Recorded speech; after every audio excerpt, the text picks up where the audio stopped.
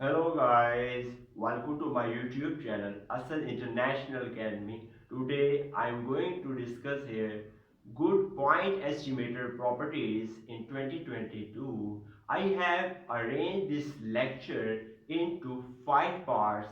In first part, this is the first one in which I will discuss about that what is point estimation, what is point estimation, and what are the properties of good point estimation. This is the part 1.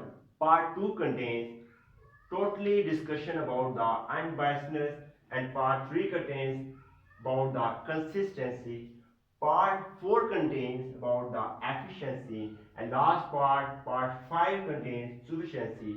I will discuss each topic step by step, so must watch this lecture from starting to end and don't skip any step. So without wasting any time, let's solve the lecture. So here, first of all, discuss here the what is point estimation. Very shortcut and tricky definition. You will remember always the process. Estimation always shows the process to estimate single value. Must remember point shows here always single value, and estimation shows here process. So simple definition: the process to estimate single value of population parameter on the basis of sample observation is called as point estimation. Very easiest definition. And now discuss their point estimator. And must remember that estimator shows here formulas. Estimation shows here process, and here estimator shows here formula, and point shows here single value. You can write here the formula by which we estimate single value of population parameter on the basis of sample observation is called as point estimation. So I hope that you clear the concept. Point estimation is the process and point estimate is the formula. That's it. And last point. Now, what are the good point estimator properties? So the properties they are mentioned here. Unbiasedness is the first property. Second is consistency, and third is efficiency, and last part is sufficiency. First of all, I am going to discuss here in part 2 I am going to discuss about the unbiasedness. So let's start now. Now let's discuss about the unbiasedness or unbiased estimator. Let's discuss the definition. An estimator is said to be unbiased if its expected value equal to its population parameter. So here the formula is here. Theta hat is shows here point estimator, and theta is shows here population parameter. By this formula, you can easily make the definition of unbiasedness. Let's focus here. An estimator. This is an estimator is said to be unbiased if its expected value. E shows here expected value. An estimator is said to be unbiased if its expected value equal to its population parameter, where theta is population parameter. This is called as unbiased estimator. I hope that you are clear the point. And next, focus. Let's suppose that you already know that mu x bar always equal to expected value of x bar is equal to mu in sampling case. So here x bar, you can note here this image. This is expected value of theta is equal to theta, and this is expected value of x bar is equal to mu, which are similar to each other. So here, just like theta hat is unbiased, and similarly, so here x bar is the unbiased estimator. I hope that you clear the point. Next point here.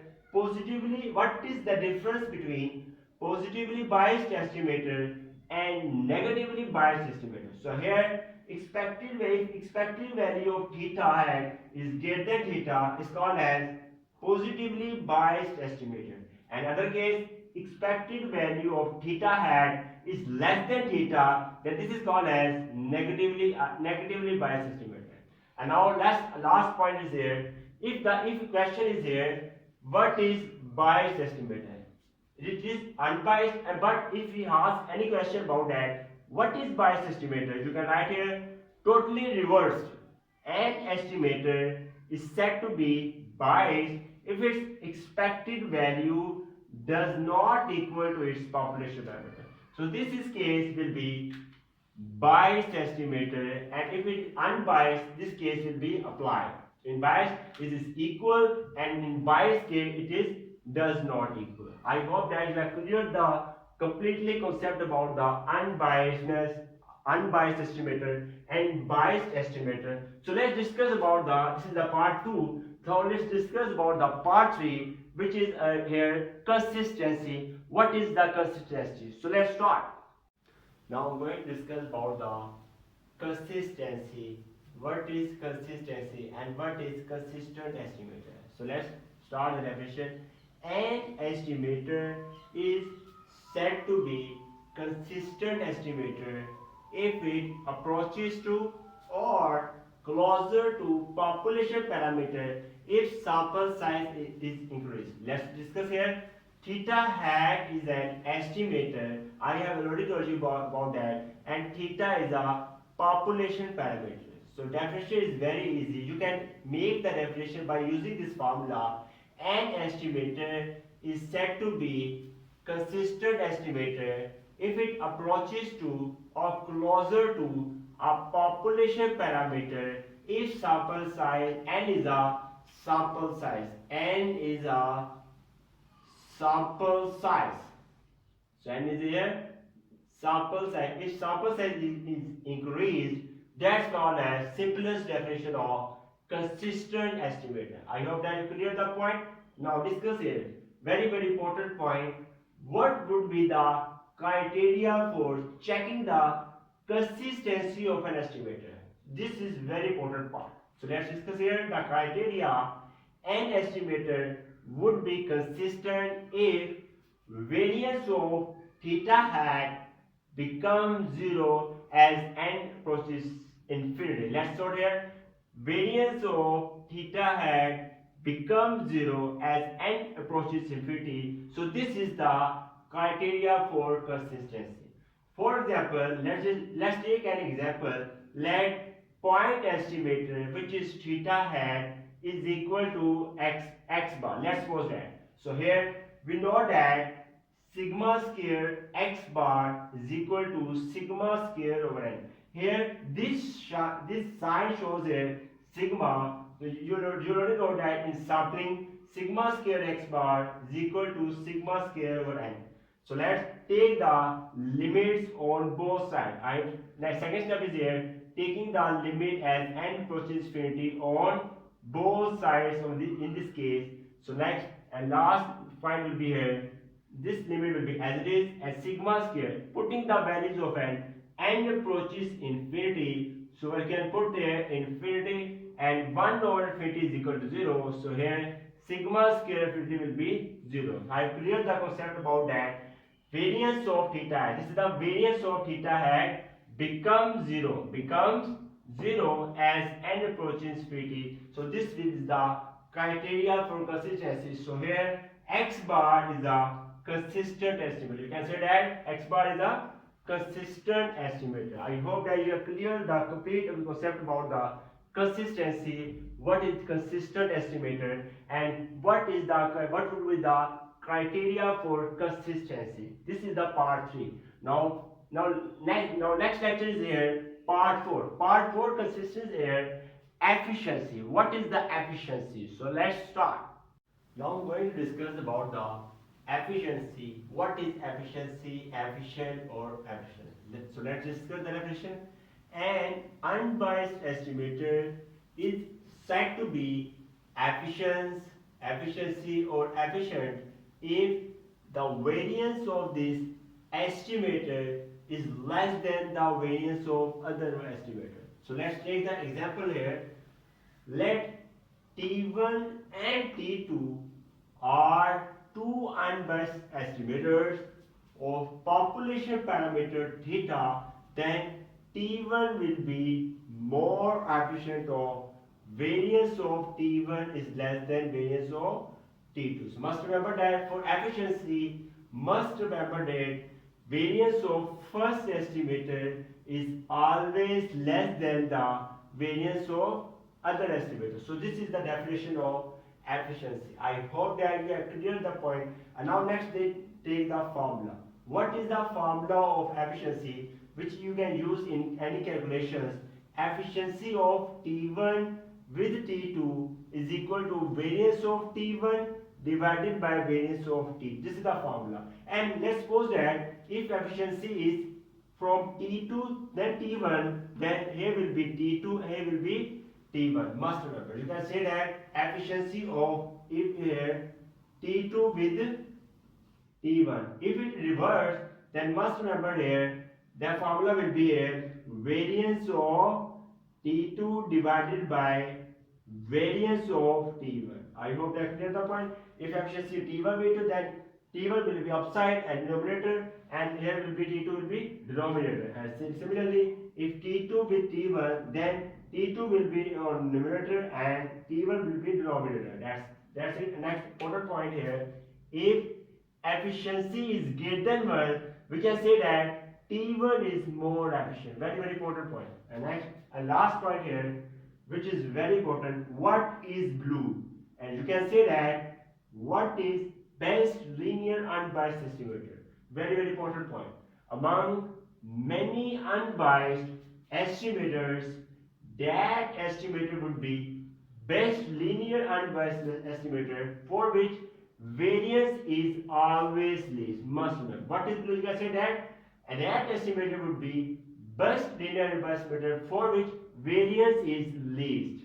I hope that you have cleared the complete process about the efficiency. What is the efficiency? This is the part 4, and now I'm going to discuss the last part 5, which is very important for you. Which is important for that. What is the sufficiency and what is the criteria for sufficiency? So let's discuss here. Now I'm going to discuss about that. What is sufficiency or sufficient? So let's discuss the definition. An estimator is said to be sufficient if it uses all the information contained in the sample mean and arithmetic mean. So must remember that sufficiency is always better for sample mean and arithmetic mean, which is more sufficient than that of median and mode. So must remember that for sufficiency we always use mostly sample mean and arithmetic mean. Very easy definition. An estimator is said to be sufficient if it uses all the information contained in the sample mean and arithmetic mean, and which is more sufficient than that of median and mode. I hope that you have cleared the point. Very easiest definition. Next point is here. What is the criteria for sufficiency? So let's discuss. If joint function of x1, x2 up to xn. So this is the joint function of x1, x2 up to xn. Next, having population parameter theta. So this is having population parameter theta. That point, if joint function of x1, x2 up to xn having population parameter theta, next is divided into two parts, and one containing is divided into two parts. This is part 1 and this is part 2, and part 1 containing estimated theta hat and population parameter theta. So this is part 1 which contains here estimated theta hat and population parameter theta. This is the part 1. This is the part 1. And next other part containing only all the observations of sample. This is the part 2, which is the all observation x1, x2 are the observations. So this is the part 2 of observations, and simply can say that the joint function of x1 epsilon xn having population parameter theta is divided into two parts, estimated, one containing estimated data and population parameter, another containing only all the observations of sample. So this is the criteria for sufficiency. I hope that you clear the concept about the sufficiency. Thanks for watching, and I hope that you have cleared the concepts about the what is point estimation and what is point estimator, what are the good point estimator properties, unbiasedness, consistency, efficiency, sufficiency. And I hope that you have cleared the concept about that. Also share these lectures with your classmates and friends so that they also have a benefit of it, and must subscribe this YouTube channel and also press bell icon button for gaining notification of my new lecture. Goodbye.